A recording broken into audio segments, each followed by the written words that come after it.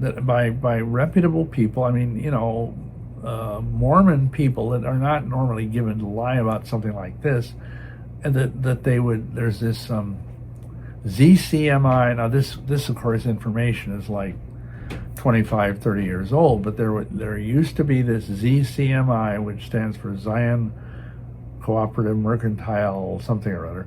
Anyway, it's like a major department store thing in Salt Lake that I think is owned by the Mormon Church.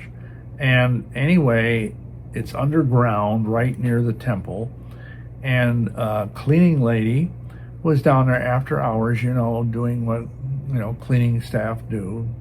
And she came around the corner out in the mall, and she chanced upon this like 6.5 to 7 foot tall reptilian standing there in a lab coat with a clipboard. And of course she was freaked out, and it was freaked out, and it ran away. And after her heart calmed down, she went and told management, and they told her don't tell anybody. Well, of course she did tell somebody. And that's not the only, there's numerous things like that. So what's the story about this? What are these reptilians? We got to go back a little to the Bible. And if you look in the book of Ezekiel, and also you can go into the book of Revelation, because they go together. In both of these books, which are of course highly symbolic, highly prophetic, you see these four living creatures, the Chayot in Hebrew, that are described as cherubim. And they're part of the throne chariot, the Merkabah of Elohim in Ezekiel. And they're described that there's one that's a man. They're like winged beings, and one has the head of a man. They have the head of an eagle. Another one has the head of a lion, and the other one has the head of an ox. Now, what do these represent? Well, if you understand the heavenly hierarchy, I believe and teach that these are representatives of angelic beings, that are in charge of, the man is obviously in charge of humanity. The ox-headed cherub is in charge of domestic animals, horses, oxen, and so on. The eagle is in charge of the avian world, birds, and the lion is in charge of wild animals. Okay, that kind of covers that, but there's something missing. And if you're astute, you understand that missing thing is the reptile kingdom, which is huge in the world.